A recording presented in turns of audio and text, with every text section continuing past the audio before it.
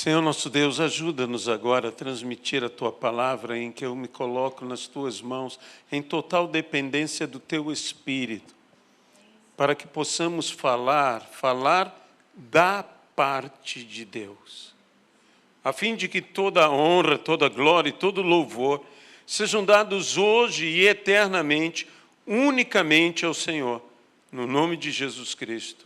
Amém. Essa palavra que nós estamos trazendo hoje à noite, ela é um complemento da palavra que trouxemos hoje pela manhã, quando pela manhã estávamos falando desse tipo de cegueira diferente, uma cegueira espiritual, onde a Bíblia mesmo nos fala de uma igreja, a igreja de Laodiceia, que Deus reconhece nela uma cegueira. E que se aquelas santas virtudes da parte de Deus, citadas por Pedro, não estiverem em nossa vida, nós nos tornamos cegos. É o que a Bíblia nos fala. Acima de tudo, aquele tipo de cegueira, quando temos uma adoração equivocada, quando a Bíblia diz, tem boca e não falam, tem ouvidos e não ouvem, tem olhos e não veem, e se tornam semelhantes a eles todos os que o adoram. A idolatria nos cega, nos ensurdece, nos emudece, mas a Bíblia também nos diz que assim como a rebelião, ela é um problema na igreja, a obstinação também o é. E a Bíblia diz que a obstinação é idolatria. Então, necessariamente, você não tem que estar diante de um ídolo. A nossa obstinação, muitas vezes, um zelo equivocado, nos cega. Como o apóstolo Paulo, antes, como Saulo, no seu zelo, ele mesmo disse, no zelo me tornei perseguidor da igreja. E que nós precisamos, como eu disse pela manhã, atender ao conselho divino e adquirir este colírio para ungir os nossos olhos e sermos sarados. Porque se o Deus desse século cega os entendimentos para que não creiam, o verdadeiro Deus dá vista aos cegos. E é o que nós precisamos viver. Mas por que estas coisas acontecem? E por que nós estamos buscando nos embasar cada vez mais na palavra, sendo como uma citação, que eu direi uma citação batista, os crentes de Bereia, aqueles que vão às Escrituras, sendo pessoas que buscam a exposição das Escrituras, uma mensagem expositiva, totalmente exposta na palavra de Deus. Nós precisamos disto. Por quê? Porque como a palavra do Senhor nos diz, e Paulo nos adverte, e o Espírito Santo, que inspirou a Paulo, fala conosco através das Escrituras, na epístola de Paulo aos Gálatas, no capítulo de número 1 e no versículo de número 8. Mas ainda que nós, Paulo falando de si mesmo, ou mesmo um anjo vindo do céu, pregue a vocês um evangelho diferente, em algumas versões, um outro evangelho, daquele que temos pregado, que seja anátema, que não seja aceito. O grande perigo, meus amados irmãos, é que existe um outro evangelho. E é um evangelho falso, que tem gerado cristãos falsos. Um evangelho verdadeiro gera cristãos verdadeiros. E um evangelho falso gera cristãos falsos. E há um grande perigo num outro evangelho, num falso evangelho. E hoje, na igreja, há uma série de evangelhos que não é o evangelho de Deus, o evangelho de Cristo, que é poder de Deus para a salvação de todo aquele que nele, Jesus, crê. O evangelho é poder de Deus, mas há um outro evangelho que não é poder de Deus. Há evangelhos aí, como um evangelho, citarei eu, mas mais uma vez eu quero dizer aqui, não há a intenção deste púlpito em criticar qualquer ministério, em levantar acusação contra qualquer ministro de Deus.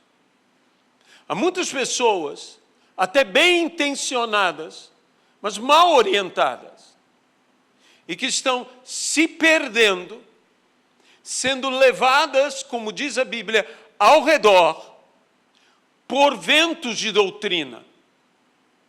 Porque você deve se lembrar que há uma sabedoria que não causa nenhum dano, que é a sabedoria que vem do alto, que é de Deus. Do mesmo Deus que é luz e nele não há variação de luz alguma. Mas há uma outra sabedoria que é terrena.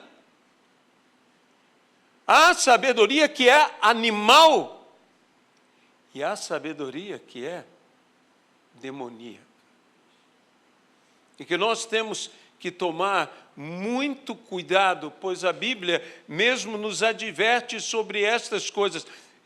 Venha comigo, antes de darmos continuidade a isto, no texto também do apóstolo Paulo, na primeira epístola de Paulo a Timóteo, no capítulo de número 4, veja o que ele diz logo aqui, no início desse capítulo. Ora, o Espírito afirma expressamente que, nos últimos tempos, alguns apostatarão da fé, por obedecerem, isso é terrível, a espíritos enganadores e a ensinos de demônios. Aqui não está falando do mundo, você concorda comigo? Aqui está falando de dentro da igreja, de pessoas que irão apostatar da fé. E diz, e virá apostasia. E nós temos que estar preparados para isso. E diz, por que eles apostataram da fé? Por obedecerem a espíritos enganadores e a ensinos de demônios, pela hipocrisia dos que falam mentira e que têm a consciência cauterizada. E assim Paulo continua a sua narrativa. E nós temos que entender que nós temos que estar firmes na palavra. Você sabe qual é o maior perigo de um falso evangelho? Não é apenas que ele cria falsos crentes, falsos cristãos, mas que ele leva muitos ao inferno. Pessoas que estão na igreja pessoas que estão se emocionando com louvores, com uma boa pregação, pessoas que estão ofertando, que estão entregando os seus dízimos, que estão se envolvendo no trabalho da igreja, mas tudo através de um falso evangelho. Jesus advertiu sobre essas coisas. Jesus falou, e nós podemos ir aqui no Evangelho de Mateus, onde Jesus diz que falará aqueles, quando irá separar, Mateus capítulo 25 nos fala que o Senhor irá separar para a direita as ovelhas, para a esquerda os bodes, e o que o Senhor dirá a esses que estão à sua esquerda, dirão: apartai-vos de mim, malditos, para o fogo eterno, preparado para o diabo e os seus demônios. Eu jamais vos conheci. A grande característica da salvação é intimidade com Deus.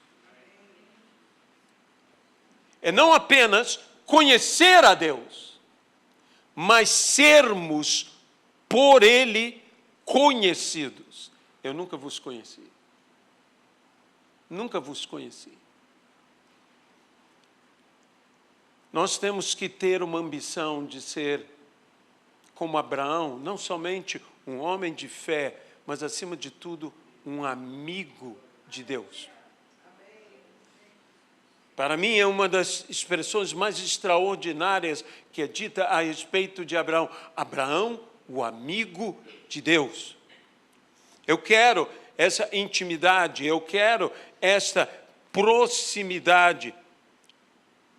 Jesus, ele, no Sermão da Montanha, advertiu: nem todo aquele que me chama de Senhor, Senhor, entrará. Porque nos últimos dias, ele também é como um eco de Mateus 25, Mateus 25 é um eco lá de Mateus 7, quando Jesus falou sobre isso. E Jesus diz, e veja o que essas pessoas,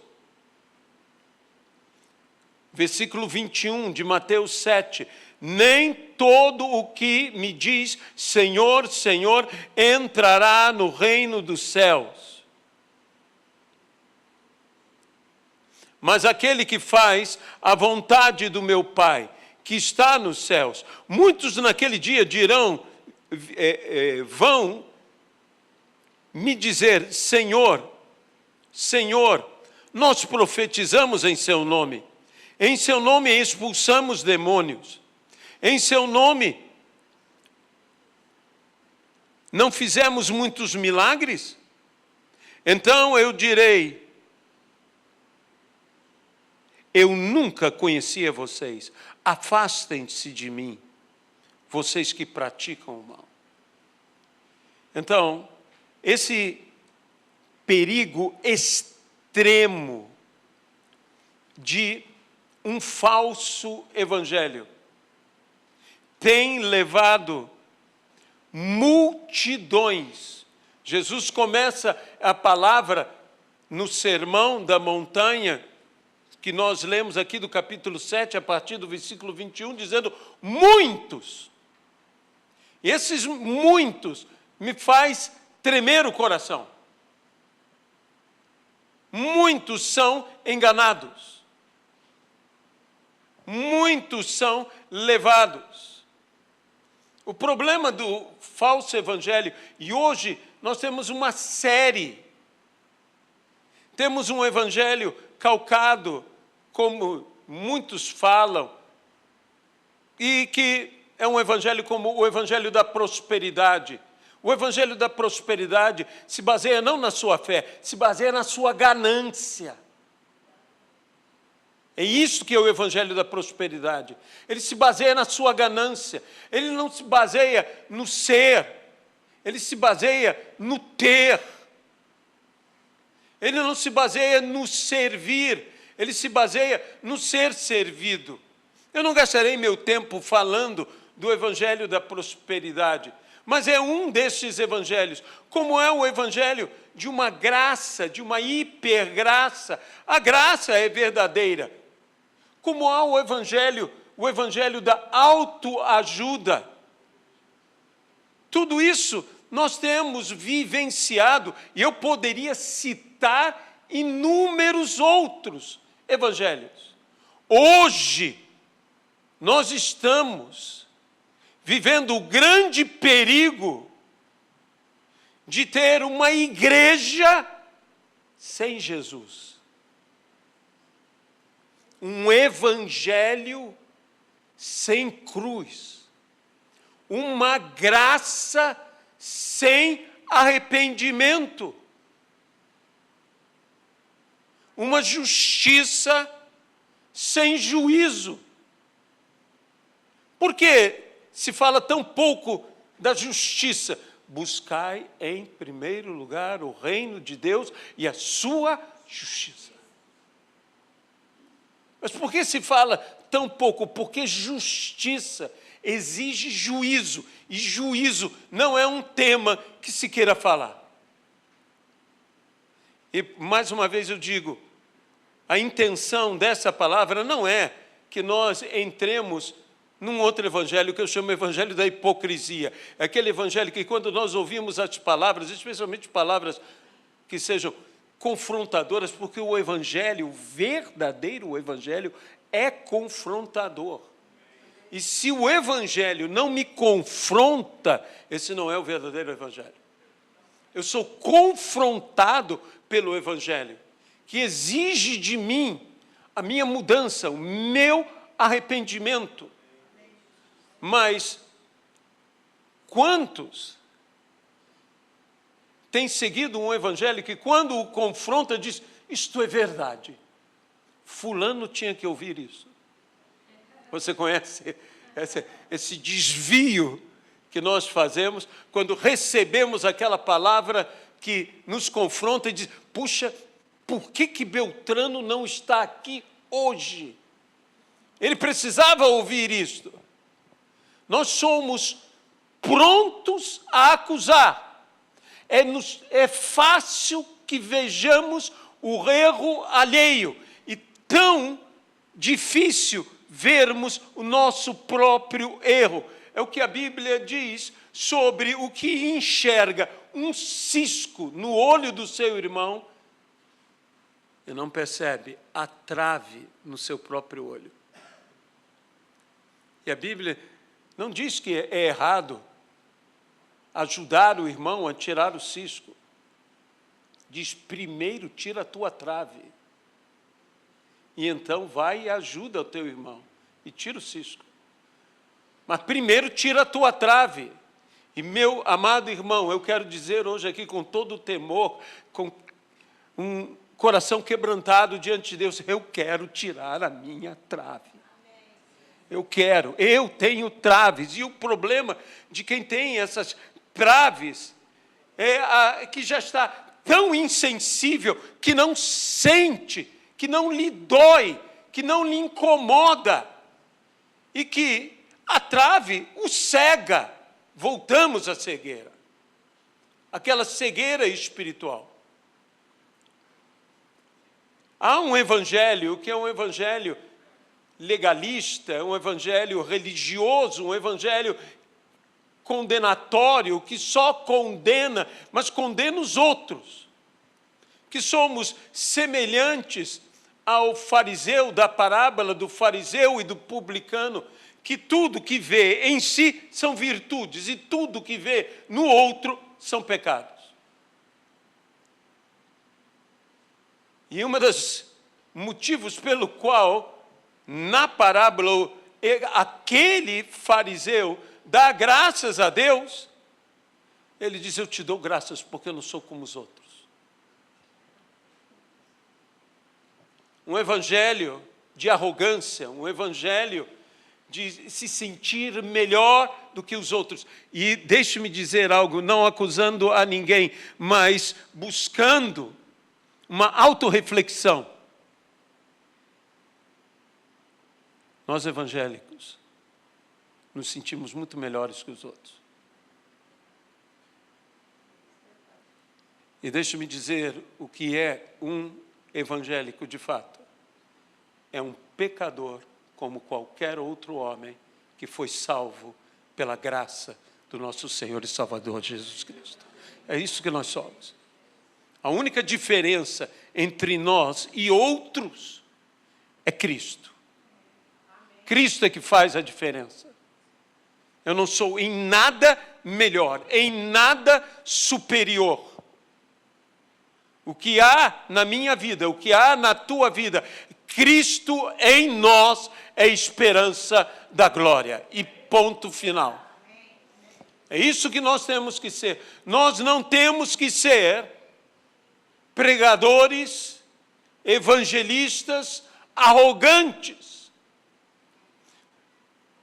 Nós estávamos aqui orando e orando por nações, orando pelos estados e orando especialmente por Israel. E às vezes eu vejo nós orando por Israel, nós oramos por Israel, mas nos esquecemos que em Israel não há só o judeu, que há outros povos, entre eles os palestinos. E eu te pergunto, você não chora pelo que está acontecendo com os palestinos? Será que com aquelas crianças mortas não quebra o teu coração? Mas nós, às vezes, numa cegueira, dizemos, é a mão de Deus. Senhor, Senhor, o Deus que servimos ama o judeu e o palestino. E nós temos que amar o que Deus ama. Deus ama o perdido. Deus ama o pecador. E por isso Ele me ama. E por isso Ele te ama. Não estou aqui para fazer uma apologia à Palestina ou qualquer coisa. Não estou para entrar nesses temas tão de controvérsias. Mas eu digo o seguinte, é necessário que lutemos para que todos sejam salvos. Posso dizer como Paulo, primeiro o judeu, mas também o gentio. E contextualizando com o que está acontecendo lá, sim, oro pelos judeus, mas também oro pelos palestinos. Eu não posso ter um evangelho preconceituoso, um falso evangelho. Eu quero um verdadeiro evangelho. Eu não quero seguir o caminho do falso evangelho. Sabe, o problema do falso evangelho é que ele te oferece uma entrada muito mais larga e um caminho muito mais espaçoso. E Jesus, falando dos dois caminhos e das duas portas, disse, entrai pela porta estreita. Disse que a porta é estreita, que o caminho é apertado, que conduz o quê? A salvação. O verdadeiro evangelho conduz à salvação, mas o falso evangelho conduz à perdição. E essa porta larga, esse caminho espaçoso, eu quero dizer o seguinte, o caminho espaçoso está sendo pavimentado por um falso evangelho, por ensinos e doutrinas de demônios, por homens que jeitosamente deturpam a glória de Deus. O problema de um falso evangelho, o problema de uma falsa profecia, o problema destas coisas é que é um veneno que é doce e gostoso. Às vezes remédio é amargo, mas também há veneno que é doce. E há veneno que quando você toma, ele é tão doce, ele é tão agradável, que você toma aos goles, e você quer tomar mais, e terminou e quer mais. Este é o problema do falso evangelho. O falso evangelho, ele não é descaradamente errado. Ele te apresenta verdades. Deus quer que todos sejam felizes. É uma verdade. Tem verdade nisso. Deus quer o teu sucesso. É uma verdade. Deus quer a tua cura. É uma verdade. E através dessas verdades, jeitosamente, eu estou usando a palavra que a Bíblia diz que jeitosamente, com jeito, com habilidade, coisas são colocadas que não fazem parte do Evangelho. Deus quer que você seja feliz, mas a sua felicidade não pode existir com a infelicidade alheia. O importante não é você ser feliz. Como pessoas hoje que destroem relacionamentos, que destroem famílias, que chegam, Deus quer que eu seja feliz. Eu não estou feliz no meu relacionamento. Eu não estou feliz na minha casa. Eu não estou feliz na minha família. Deus quer que eu seja feliz. Então, eu posso chutar a minha família. Eu posso abandonar a minha... Isso é uma mentira. Isso é uma mentira. Esse é o problema. O problema, e o que nós temos que ver, é para onde nos leva este caminho. Jesus fala, não observe tão somente se o caminho é fácil, se o caminho é largo ou espaçoso. Olhe para onde está levando o caminho. Qual é o destino se eu tomar esse caminho? Paulo, que nos fala e diz, eu passo a mostrar-vos um caminho sobremodo excelente. Meus irmãos, não importando quão bom, quão maravilhoso, quão excelente seja um caminho, se você não andar por ele, você não chega ao destino. Da mesma maneira, caminhos que aos olhos dos homens parecem bons, Jesus fala isso, porque o homem vê o que é exterior, mas Deus vê o que é interior. Deus vê a essência.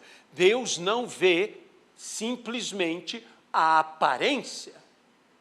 Então, há caminhos que parecem aos homens bons, caminhos de um falso evangelho. David Wilkerson, eu já citei e volto a citar, a frase extraordinária deste verdadeiro profeta de Deus do século XX, que foi o pastor David Wilkerson.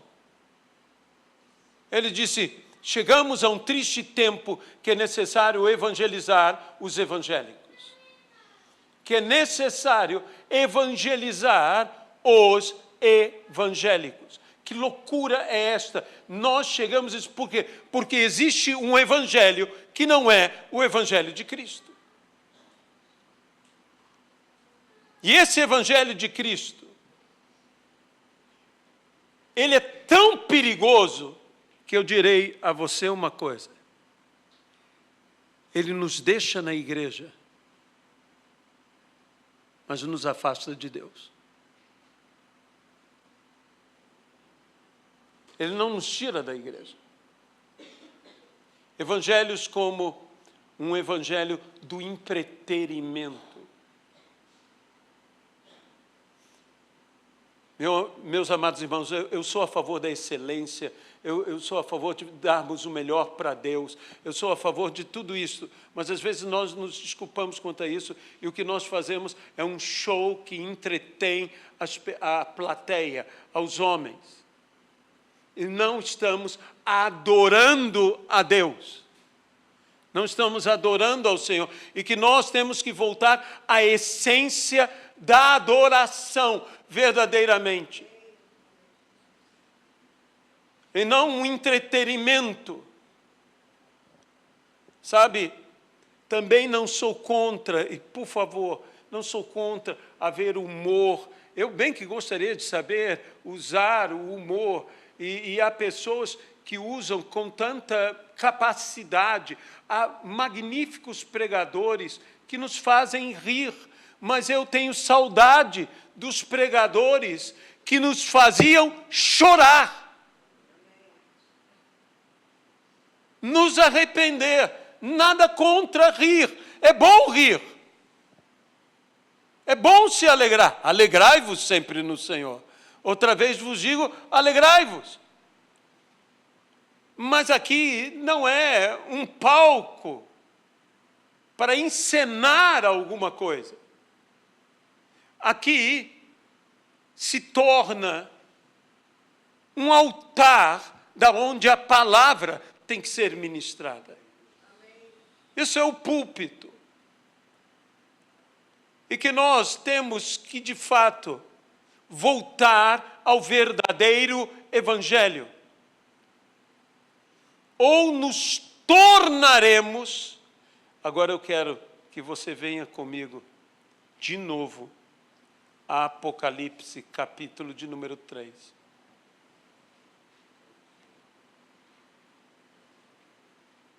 Uma igreja sem Cristo.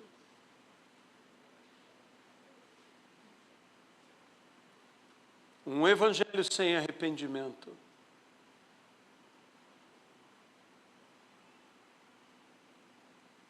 É um evangelho sem cruz.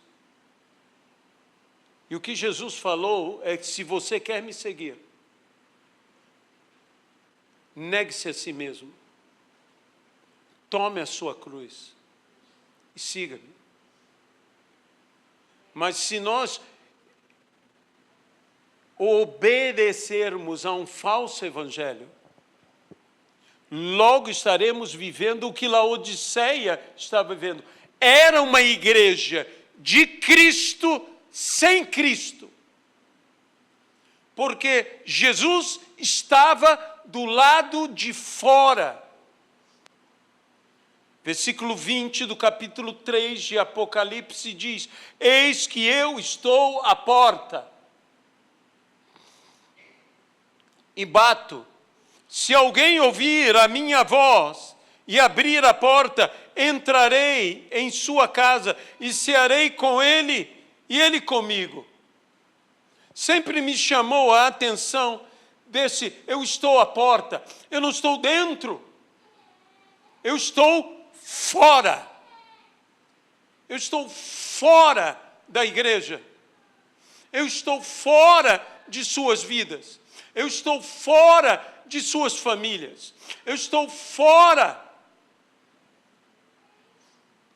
Quando houve o atentado e a terrível situação no 11 de setembro, certas pessoas questionaram, e se compreende o questionamento delas, dizendo: onde estava Deus? A filha do Dr. Billy Graham, sendo entrevistada, lhe perguntaram essa pergunta tão difícil: onde estava Deus no 11 de setembro? Ele disse: ele está onde vocês o deixaram.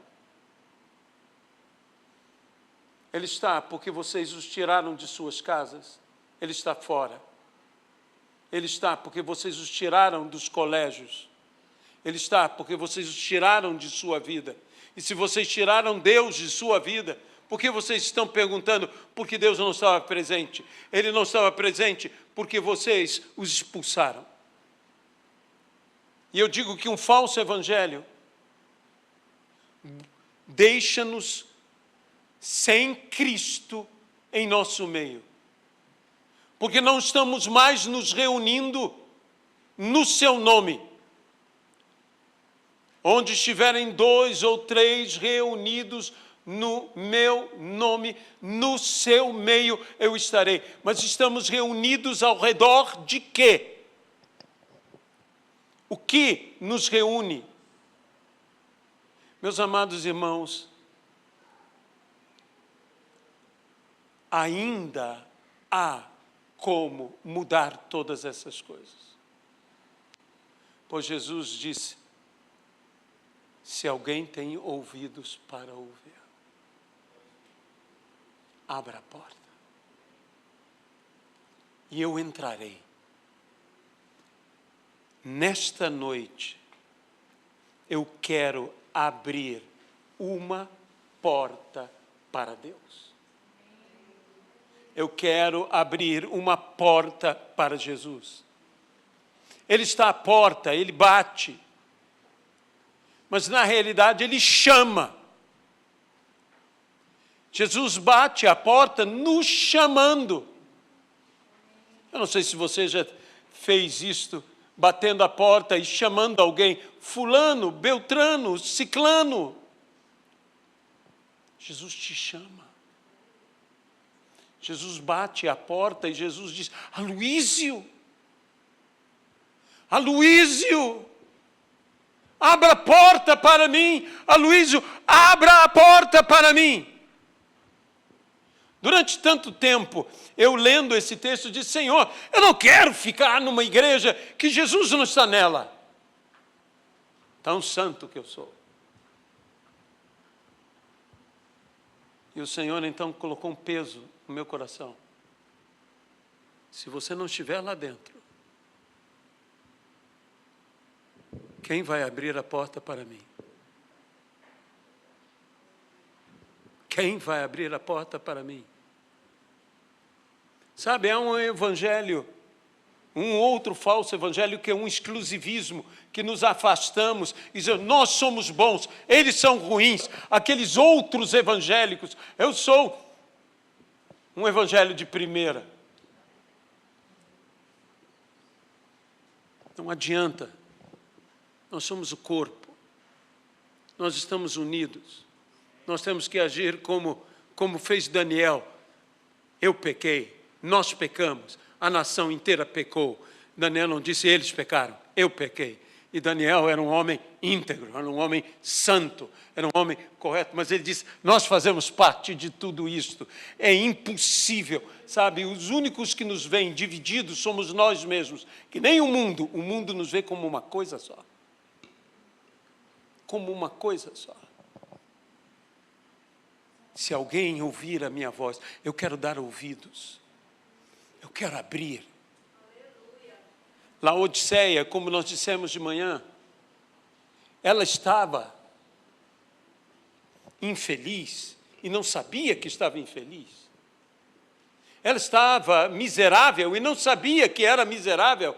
Ela estava pobre e não sabia que era pobre. Ela estava nua e não sabia que estava nua. Ela era cega e não sabia que era cega. Mas uma coisa eu sei, ela ainda não era surda. Havia aqueles que podiam ouvir. Se hoje ouvirem a minha voz e atenderem às minhas palavras, a Bíblia diz, se nós fizermos isso, nós pediremos o que quisermos e nos será dado. Porque nós ouvimos a voz do Senhor. Eu quero ter ouvidos para ouvir. E não só ouvidos para ouvir, pés para andar, mãos para abrir a porta para Deus entrar. Ainda há esperança.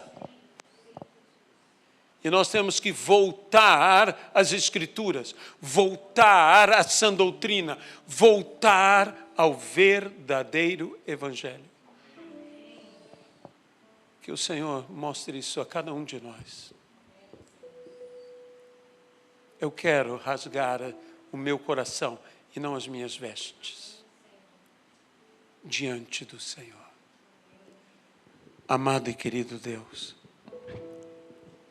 perdoa-nos, porque